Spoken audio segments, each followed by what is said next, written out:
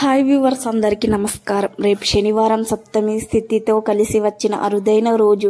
శనివారం సప్తమి కలిసి రావటం చాలా విశేషం. ఎందుకంటే శనిదేవుడికి 7 అనే సంఖ్య అంటే చాలా ఇష్టం. అందుకే ఆయన వారంలో 7వ రోజు ఆయన శనివారం నాడు పూజిస్తారు.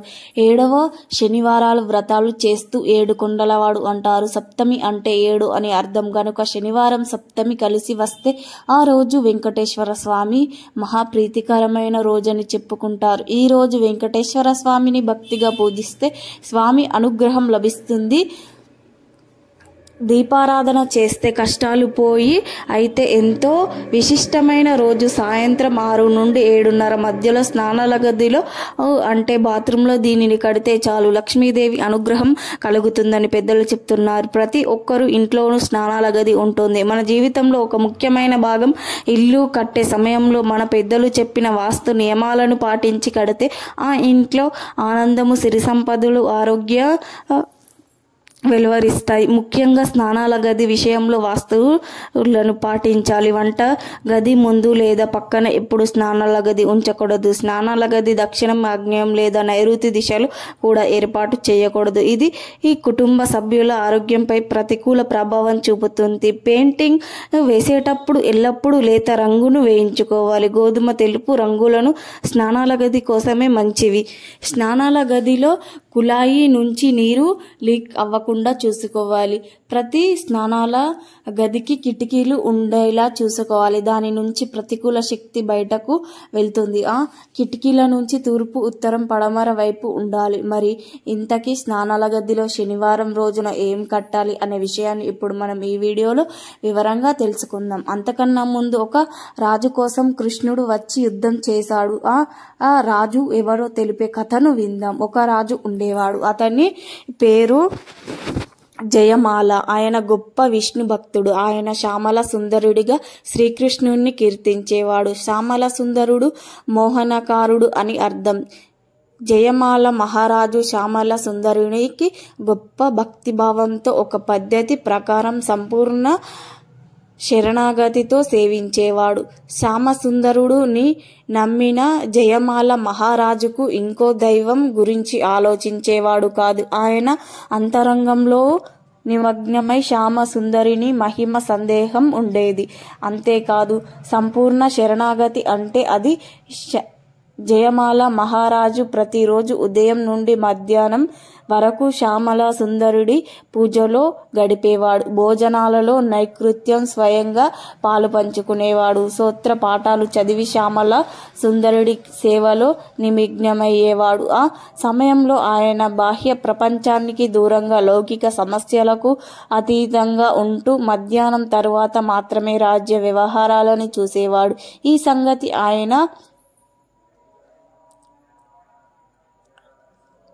ఆయన వారు కూడా తెలుసు.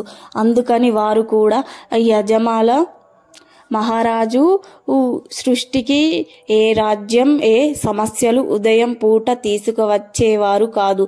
అది ఎంత జటకరమైనా సరే. అప్పుడు యంత్రం ఈ విషయం మహారాజుకు హెచ్చరించి చీమల రాజు ఎంతో భక్తి భావం ఎలా అనేవాడు. చూసి మరలా ఈ రాజ్యము, ఈ భోగము ఆ శ్యామల సుందరుడు ఇచ్చినదే. నేను ఈయన సేవలో ఉన్నప్పుడు రాజ్యాన్ని ఆయన కాపాడుకోవాలి. అయితేనే కాపాడలేడు అనుకోండి. స్వామికి నన్ను మహారాజుగా సింహాసనంపై ఉంచి అనుగ్రహం లేనట్లయితే అని తెలుస్తుంది. కాబట్టి మీరు రాజ్య వ్యవహారాల కొరకు ఉదయం సమయం ఇబ్బంది పెట్టవద్దు. స్వామి సేవలో ఉండగా అనేవాడు మహారాజు. శ్యామల సుందరుని అంత స్వచ్ఛమైన విశ్వాసం, పరిపూర్ణమైన భక్తి రోజులకు ఏ విధంగా గడుస్తూ ఉండగా అన్ని రోజులు ఒకేలా ఉండవు కదా. తేమల మహారాజు పూజ సమయం పొరుగురు దేశపు రాజుకు తెలిసింది.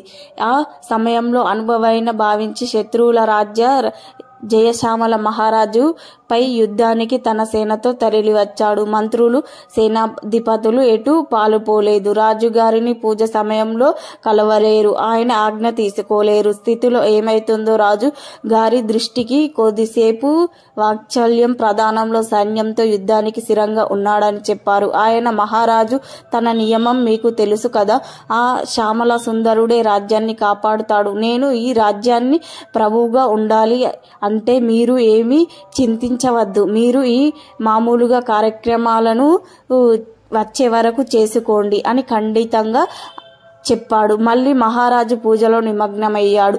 ఎక్కడికిరా ఉండగా అక్కడ సేనకులతో మోహరించి ఉన్న శత్రు రాజ్య సైన్యం మీదకి ఒక నీలివర్ణపు యోధుడు జయమాల మహారాజు గుర్రం పై అతి వాయువేగంతో వచ్చి ఒక శత్రువులను తప్ప మిగిలిన సైన్యంని కూడా చంపివేశాడు. యజమాల మహారాజు పూజలు ముగించుకొని యుద్ధం చేయడానికి సైనికులను ప్రవేశపెట్టారు. మహారాజు ఆశ్చర్యపోతూ గుర్రం ఎక్కి యుద్ధ భూమికి వెళ్ళగా శత్రువు రాజు ఏమాత్రం శత్రుత్వం ప్రకటించకుండా జయమాల మహారాజుకు దాసోహం అన్నాడు. పైగా తన మీద యుద్ధానికి వచ్చిన సేనకుడు సుందరంగా చంపి ఒక యోధుడు ఎవరు పదే అని అడిగసాగాడు. జరిగినది తెలుసుకొని జయమాల మహారాజు తన శ్యామల సుందరుడు తన రాజ్యాన్ని రక్షించడానికి తీసుకొని అదే విషయం శత్రువు రాజుకు చెప్పాడు. శత్రువు రాజు వెంటనే భక్తి భావనతో తన ఈ రాజభోగాలు వద్దని తనకు కూడా శ్యామల సుందరి సేవలో గడుపుతానని ప్రకటించాడు. రాజ్య పాలన ఎంతో సంతోషించి స్నేహ వస్త్రంతో మహారాజు శ్రావణ సుందరి మరీ వేడుకొని శత్రువులు రాజులు సేవలు బ్రతికియ్యమని కోరారు. వారి సైనికులందరూ కూడా నిద్ర నుండి లేచినట్లుగా గాయాలు మాయం బాగా అతని మిత్రులతో చేరి ఆనందంగా సంపూర్ణ శరణులతో వైభవంగా భావంతో ఉన్న వారికి దైవ సహాయం ఎప్పుడు ఉంటుందని చెప్పగా, ఇది ఇక వీడియోలోకి వస్తే శనివారం సప్తమి తిరిగి కలిసి రావడం చాలా విశిష్టం. ఈ రోజు స్నానాల గదిలో అంటే బాత్రూంలో ఈ యొక్క తాడును కడితే చాలు ఇంట్లోని చెడంతా పోతుందని పెద్దలు చెబుతూ ఉన్నారు. సాధారణంగా అందరి ఇళ్లలో నెగిటివ్ ఎనర్జీ వస్తుంది. మన ఇంట్లో ఉండే అన్ని ఈ రూములను శుభ్రం చేస్తాం గనుక నెగిటివ్ ఎనర్జీ పోతుంది. కానీ స్నానాల గదికి మాత్రం ఎక్కువ క్లీన్ చేయం. దానివల్ల ఆ బాత్రూంలో ఎక్కువ నెగిటివ్ ఎనర్జీ ఉంటుంది. చాలా మందికి తెలియక ఈ విషయం ఏమిటంటే, ఏ సమస్య అయినా బాత్రూమ్ దగ్గరి నుండే మొదలవుతుంది. కాబట్టి వీలైనంత వరకు బాత్రూమ్ ఎప్పుడు కూడా నీట్గా క్లీన్గా ఉంచుకోవాలి. ప్రత్యేకించి శనివారం రోజున ఒక నల్లటి దారాన్ని తీసుకోండి. దానికి 4 చోట్ల కాటుకతో బొట్లు పెట్టండి. మా ఇంట్లో నెగిటివ్ ఎనర్జీ ఏమైనా ఉంటే పోవాలి అని సంకల్పం చెప్పుకోండి. ఆయా నల్ల దారాన్ని తీసుకొని వెళ్ళి బాత్రూంలో ఎక్కడైనా ఒక చోట కిటికీ దగ్గర గాని సబ్బు పెట్టుకునే దగ్గర గాని కట్టండి. ఇలా కట్టిన నల్ల దారాన్ని నెల రోజుల తర్వాత తీసి ప్రవహించే నీటిలో పడవేయండి. ఈ పరిహారం చేసుకోండి. ఇలా శనివారం రోజు బాత్రూంలో నల్ల దారాన్ని కట్టడం వలన నెగిటివ్ ఎనర్జీ పోతుంది. చాలా రకాల అనారోగ్య బాధలు కష్టాలు పోయి కొన్ని నియమాలను పాటించాలి. ఎప్పుడూ కూడా సబ్బు కవర్లను షాంపూ కవర్లను ఉంచకూడదు. కొంతమంది చీపిరి కట్టను కూడా స్నానాల గదిలో పెడతారు. కానీ అలా చేయకూడదు. ఎప్పటికప్పుడు నీట్గా క్లీన్గా చూసుకోవాలి. శనివారం రోజున ఈ చిన్న పరిహారాన్ని కూడా చేసుకుని లక్ష్మీదేవి అనుగ్రహం కలుగుతుంది. కటిక పేదవాడైనా సరే కుబేరుడుగా మారిపోతాడు.